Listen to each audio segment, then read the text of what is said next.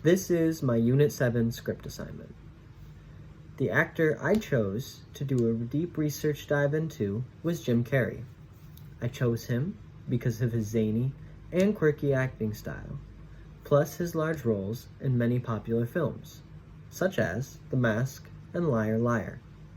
The type of acting technique he uses is called method acting, and he seems to get very deep into every character he portrays. When he was growing up, he would perform for anyone that would watch him. He even sent in his resume to the Carol Burnett Show just at the age of 10. When he was about 15, he did stand-up to break his way into the comedy business in Toronto. He trained there for many years, studying different celebrities, specifically for impressions, people like Michael Landon and James Stewart. He also worked under Rodney Dangerfield as an opening act for an entire season of his stand-ups. Of course, after he impressed him on stage.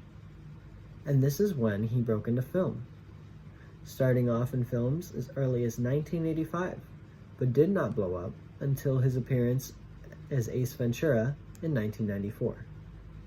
In his craft, he seems to really hold dear the act of diving into a character, basically becoming one with them. On set, he portrays the only character that matters, and he believes that's the one he's playing.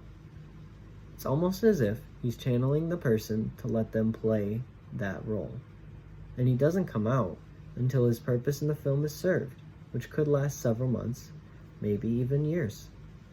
He goes as far to even being called the name of the character while he is present on set, or owning things the character owned, such as being called Andy, as in Andy Kaufman when he starred in Man on the Moon, and owning a drum that Andy Kaufman owned himself.